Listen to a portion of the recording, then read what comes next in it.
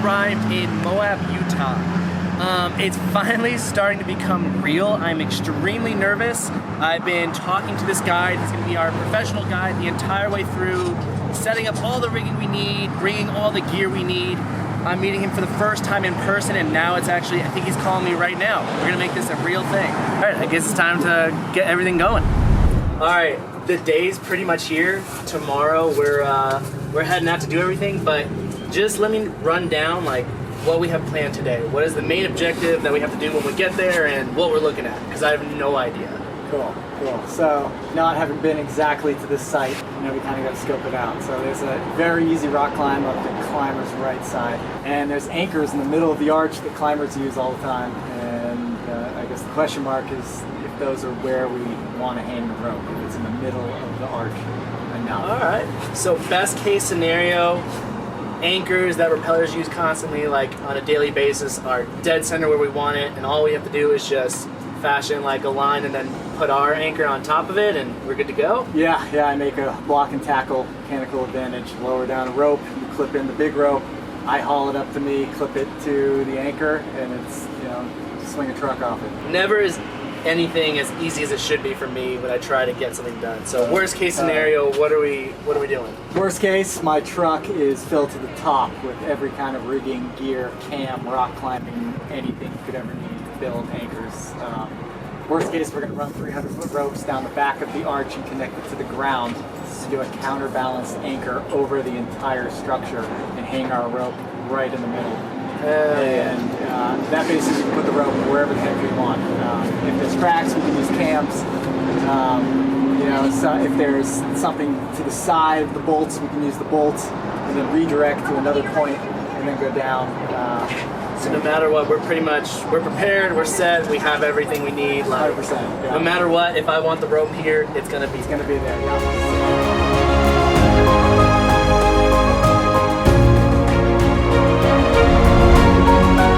All right, we are now following Jack to Looking Glass Arch, just to scope it out, just to see how this thing looks. I've never been there, he's never been there. And in my head, I've always had this image where you just have this beautiful arch with a gorgeous landscape, and then all of a sudden, like, this rope directly in the center just drops down, and you're gonna see this tiny, tiny person climbing it up as you view this just beautiful landscape through the arch lens. Going to be the arch? Oh God, that thing is massive. So we'll have to see if we can get this rig and that one up to it or not. Just right up this rope? Yeah, maybe it loops around. The thing we're going to hang it on is on the other side.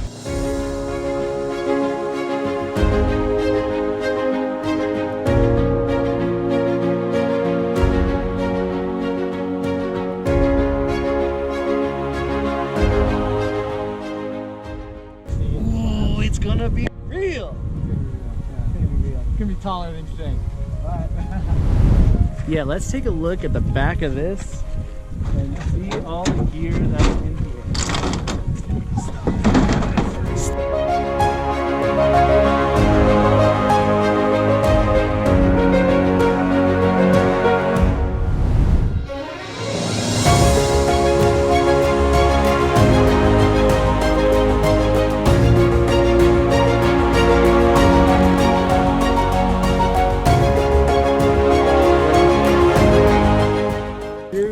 like you can climb it. The rope is there to keep you from tumbling off. But if we're actually like weighting the rope and climbing and spraying data, it's the difference between 15 minutes and an hour plus. So it's totally. If you feel solid, I feel fine to take you up.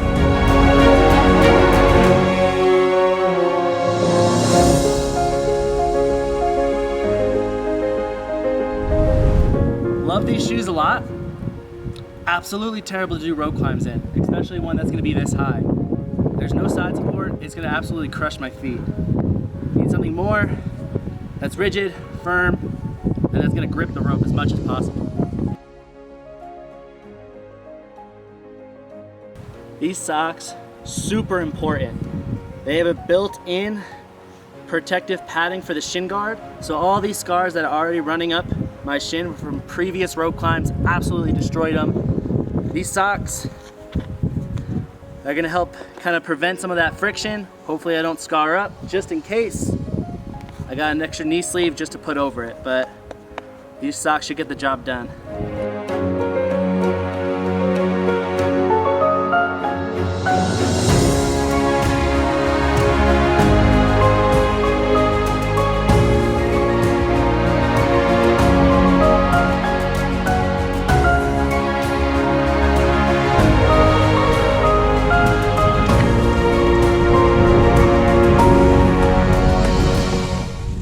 So Jack is taking his route up on the top right now. What he's going to do is he's gonna start at the anchor point where the rope's gonna be at the top. He's gonna lower down a rope, which point I'm gonna clip in to all his gear that's also hooked up to the rope. Once he starts hoisting that up, he's gonna keep hoisting and hoisting all the way till we can get our rope to that top anchor point. And that's gonna be our rope climb for today. That is the feat. The rope that I got for this climb, it's 250 feet long, weighs a little over 100 pounds, 1.5 inches. This rope is absolutely massive. This is what you're typically gonna see in a CrossFit gym, maybe a high school gymnasium, but for today, think about 10 times the length, and it's gonna be at a scale much larger than any high school gym you've seen.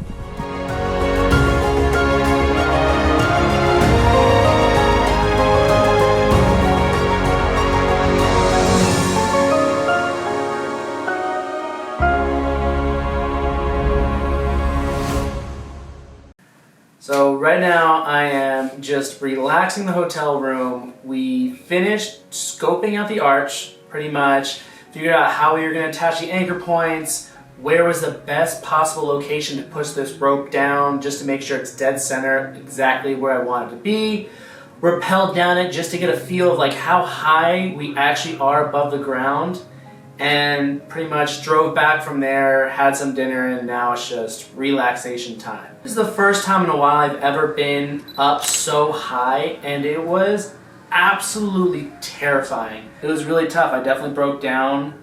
It was good just to get out of the area. It's more about overcoming those mental fears and having the courage to actually do so. Can I really dig deep when the moment comes to overcome this huge fear of mine? It's another thing to actually have your life on the line and then put yourself in this situation where you are absolutely terrified. So it's hitting home, but that was the whole point of this feat in itself. So for the rest of the night, I'm just looking to get the best amount of sleep possible, treat it like any other day, because going into an important event like this, there's no time to change what you do. You want to keep everything as consistent as possible. Even though I'm at a different time zone, I'm at a different place, this is a different bed that I'm used to sleeping in, I'm going to try to get to bed at the same time, eat my dinner like I normally would, and just try to pass out and wake up at the same time I normally would, pretty much 6 or 7 o'clock in the morning.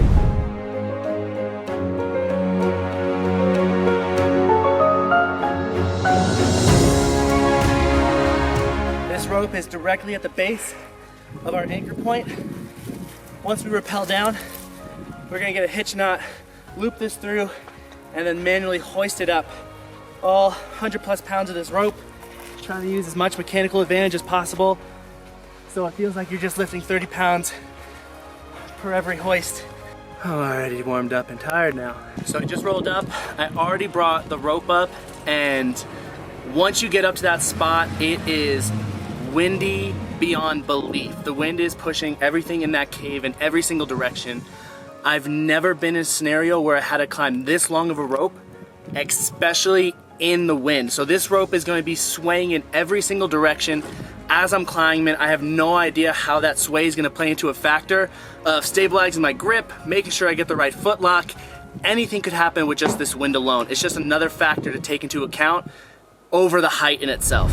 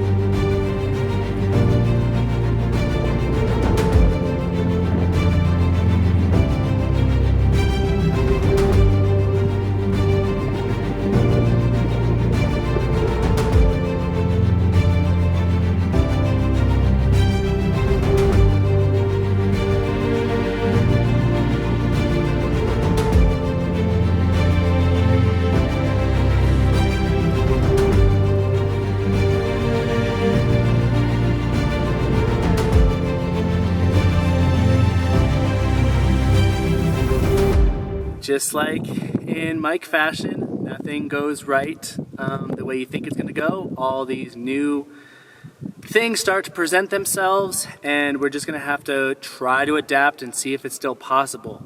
I'm in a pretty negative mindset now just because what's happening as I climb, I'm constantly turning.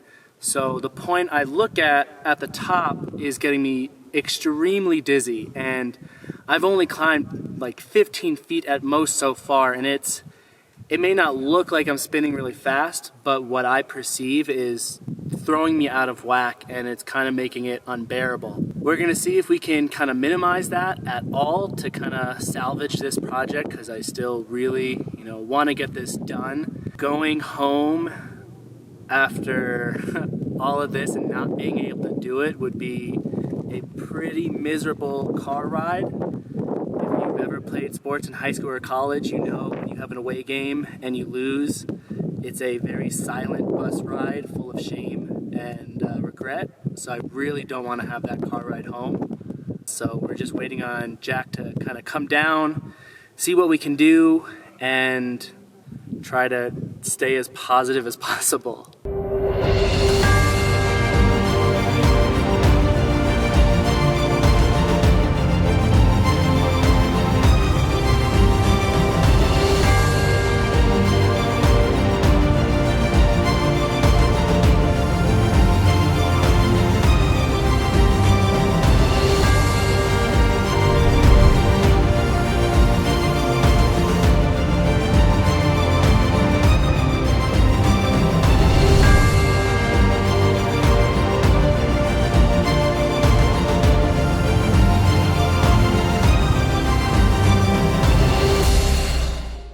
There's definitely a lot to take away, especially from an attempt like this. Even though things didn't go to plan, I'm hoping to use everything I learned today to kind of put towards new training, whether it is for this feat or an entirely different one. There's things you have to be more adaptable to and try to work around and think ahead of time. So just thinking of the next feat, being more prepared, coming in with more of an open mind, just getting ready to tackle all these things that you're not even planning for. So regardless of what happened today, even it might have been unsuccessful, it's gonna help me move forward to kind of tackle any other feat I have. I'm a little glad that I did not successfully climb this rope today. Just a small part of me is happy, a little bit fortunate that it was kind of unsuccessful, just because I think if this was something I accomplished on a whim without touching a rope for an entire month, I don't think it would have been that special. I think if I come back in 3 months, maybe half a year, and then go for it, I think it's just gonna mean that much more. And I'm really gonna enjoy the experience, just because I didn't even know how much it really took to put everything in and get everything set up. You need a professional guide. You need someone who knows what they're doing, how to set up ropes, how to adjust to ropes they've never even touched before, be the first person to rig a rope like that on an arch that is not really meant to hold a rope. So there's a lot of prep that I didn't even think about, that now that I'm looking into. A lot goes into an event like this, and if I just did it on a whim, I don't think it would have been that special, that close to my heart. The fact that I failed, I think I come back and really enjoy it that much more when it is a success. Today was still a success, but the next time it's going to be a full, absolute climb, about 200 feet above the ground and no stopping.